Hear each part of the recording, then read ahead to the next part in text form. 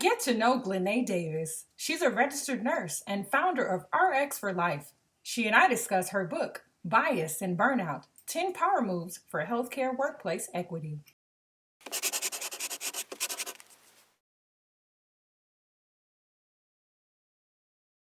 I am so excited to feature Glennae Davis on the Chandria Show. Welcome to the show, my dear. Thank you so much. How are you? Thank I'm you for having me. wonderful, of course. You're a registered nurse, right? Yes. How long have you had an affinity for helping other people be well and become the best versions of themselves? Wow. That's a loaded question. People say who are entrepreneurs, they'll say something like, I've been an entrepreneur my entire life. I was selling lemonade. Well, I naturally have been taking care of people my entire life. And um, helping people to become the best versions of themselves is just something that is just innate within me. And I get an opportunity with my nursing license to do just that. Oh, amazing. So you're in LA. Where are you originally? You said you were born and raised in Los Angeles? I was born and raised in Los Angeles. Just during a short time in my life, I went to Fort Worth, Texas when I was like 19 through the age of 27. And then I came back Wow. home. Okay. Yeah. Okay. So you got to get out a little bit and you came back home to Cali. I Girl, love it. I ran back home. I hear that. Now, as the founder of RX for Life, you help your clients understand and overcome the discriminatory challenges faced in the workplace, often related to stress. Tell me about it. When and why did you launch RX for Life? Well, ain't no place like the workplace that'll drive a sister crazy, right? No place. But I launched RX for Life, Your Prescription for Life, just this year, spring 2020, before COVID was a thing, just kind of right in that thing.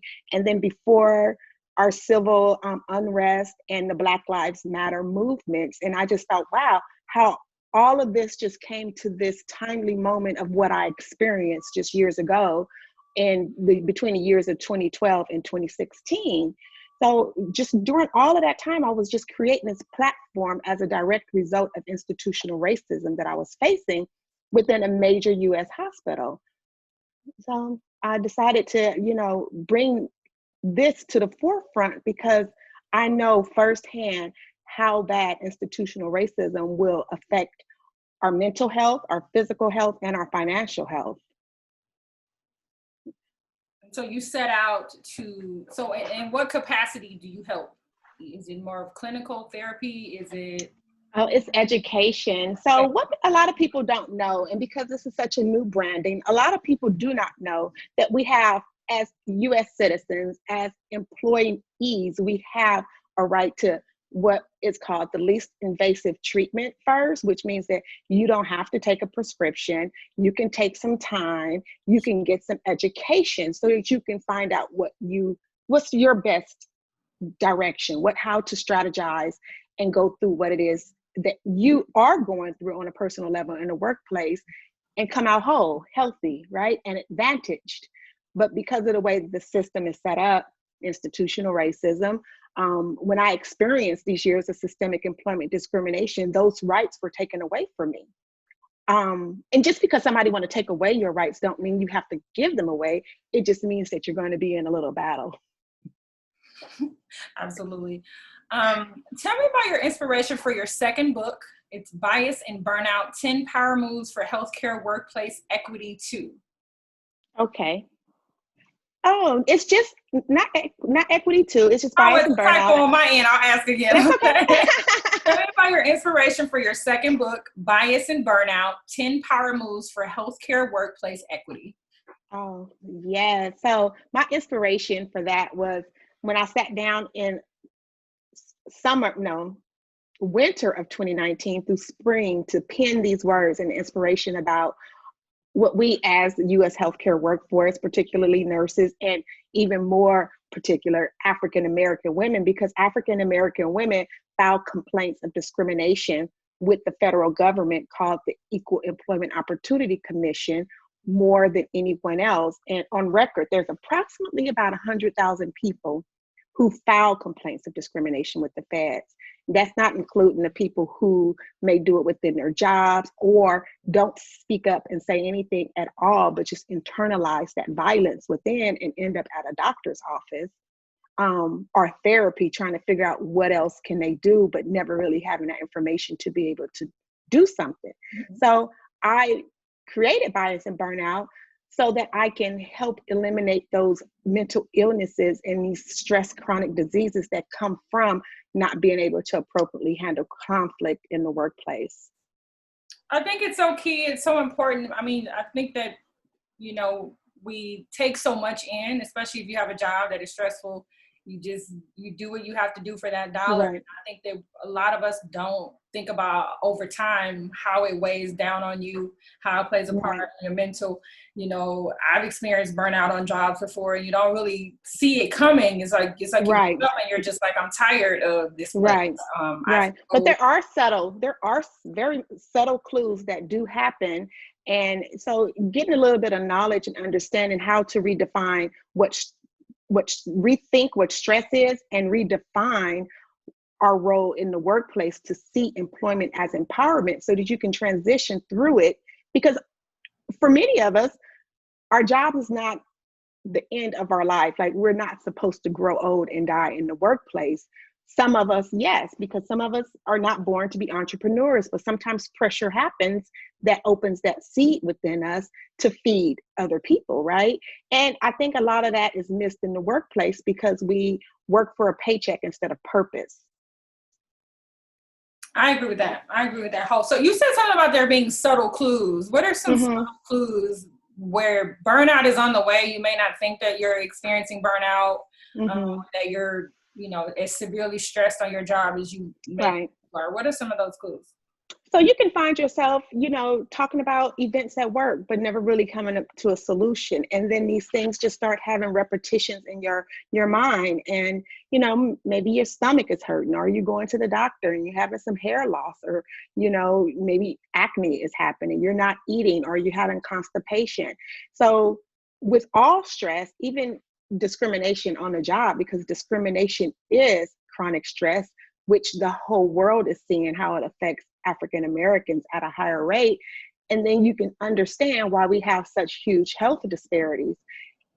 Disease does not just occur, neither does health. So there are things that you have to do and pay attention to. Aches and pains, people saying things to you. Are you willing to confront at work? Or are you like, no, I'm not going to say anything because I don't like conflict? So even saying things like, I don't like conflict, and talking to your doctor are subtle clues that something is about to go down. I think once we realize that conflict is not a negative word, conflict is actually a positive word, to have healthy conversations, because we know that opposition brings opportunity, and opportunity is great for everyone. We need more people that are willing to stand up not only for themselves, but I love that you're standing up for other people, and you're igniting that passion and opportunity for people to be better, to feel better mentally and physically. So I kudos to you for thank you so much. Thank you so much. Solutions. I feel like it's very solution based, and I think that's amazing. This is not another reiteration of anti-racist or pointing fingers. This is about accountability. You mentioned the word passion, and so I'm surely on fire because I feel it. I don't want anybody to burn out. So if they need some of my fire, to ignite them, I got it. I got plenty of it. I read a quote of yours on your website at navision.com that reads, I've known racism my whole life, never saw myself as a statistic until I suffered 4 years of systemic employment discrimination. Please expound on this quote and tell me about some of your toughest experiences. Yeah. So first, I want to say that, all the racism that I've experienced has been tough, even if I didn't recognize that it was institutional racism, like growing up in Los Angeles and living under Reaganomics and the crack epidemic and the way that it destroyed the African-American communities. And, so those are some institutional racism. But the toughest realizations that I had to come to terms with was, like I said earlier, redefining what it means to work. and turning paycheck into purpose, and then allowing myself to be compensated, even in the workplace, for my purpose. Um, and then having those hard conversations at work, knowing that I would face retaliation, because people on your jobs, the administration, they just want you to follow the status quo. They got a defined set of rules and expectations for you to meet. And if you fall outside of that, they really don't want to deal with you. But how many of us are falling outside of their perfectly little outlines? Like, it doesn't work for everyone. And so we all have a responsibility. And then I think, because I had worked so hard to get to where I was, to get to this proverbial equal playing field, college educated, making more than six figures in my social circle, and I still had to deal with my Black skin in the workplace being a reason for the retaliation that I was facing and the loss that I was suffering. And just, I'm a Christian, and just learning how to allow the living God to use me and trust him in his word to fight my battles at bias and policy to prevent my burnout. And so all of that to me has to do with either discrimination or discernment, and us understanding what our roles are and not succumbing to racism in America. I commend you on, not only going through that experience, because it could have really shaped who you are in a negative way. And Yes. instead you allowed it to empower you and also to empower others. So Yeah, thank you. on what you've done and how you've taken that experience and made good with it. Yes. Thank you. You're welcome. The world is still reeling from this terrible COVID-19 virus. Millions of people across the country are employed and unemployed, while many people still have to leave home for work, face the dangers of the virus every single day. How do you encourage workers who find it difficult to work under stressful times of uncertainty right now? Yeah, that is such a loaded question. And so, I think the best thing I can do is just give a quick story. Like, one day my father caught my younger brother riding a dirt bike without his helmet on.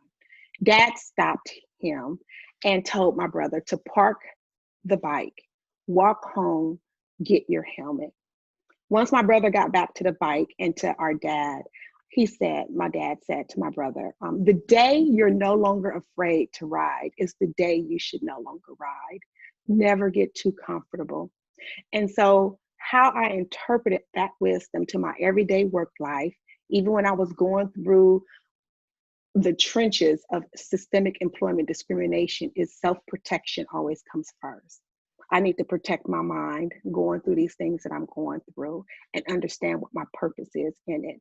To get the right information, if I need to read some stuff, if I need to hire an attorney, if I just need to sit for consultation for something, I have to look outside of myself and put something on me that will shield me. Apply it to your situation. And then sometimes we will be inconvenienced. My brother didn't want to leave his bike and walk home. He thought he could just get on that bike and go home. But having had that knowledge and still doing something dumb can hurt you. He probably wouldn't even made it home. You know what I'm saying? So be inconvenienced for a little while, knowing that when you return, that what is yours will be there waiting for you. Don't risk your life for arbitrary rules or, some profit before people decision making that can harm other people. And doing routine things that are not causing spikes of stress, because stress is normal. Stress is good. Stress is our decision making process. It gives us the ability to fight or flight. We need that. And if you're not having those spikes, then you're not really engaging in life. Instead, you're being accustomed to things that are threats to you. You should always feel alive. So some effective tips are to only manage stress that do not violate your morality, that do not violate your employment rights and your healthcare rights or your human rights and those of anyone else's. Other than that, do what your manager say. But if it start crossing, from I'm doing what my manager says to what my manager is telling me is going to harm me and other people, then you have to decide on what you're going to do with that.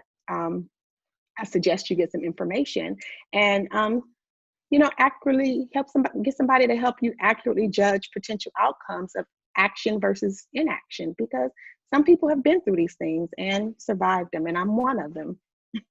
I like the reminder that the choice is always the employees. Yes. You're not stuck anywhere. You Right.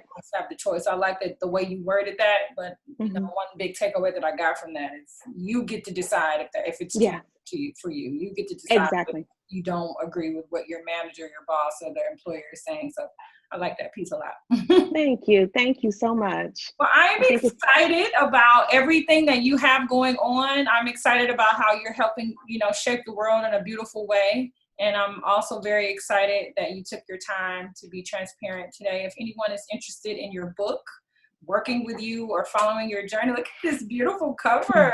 Bias and Burnout is here. It is so beautiful. It's bite-sized. My son held it. He was like, Mom, it's just, hand size, and it's just so beautifully done. And this book will change your health outcomes, give you every reason that you need to stand up for yourself and not acquiesce from what the policy says, because that's where we find ourselves vulnerable and out of luck and burnt out. Because, these Look corporations. At how you're glowing. Look at you. It's so beautiful to see. Like your labor of love in your hand. That's so amazing. How do we get the book? How do we connect with you? So right now, my goal is to save 1,000 women from burnout in the workplace.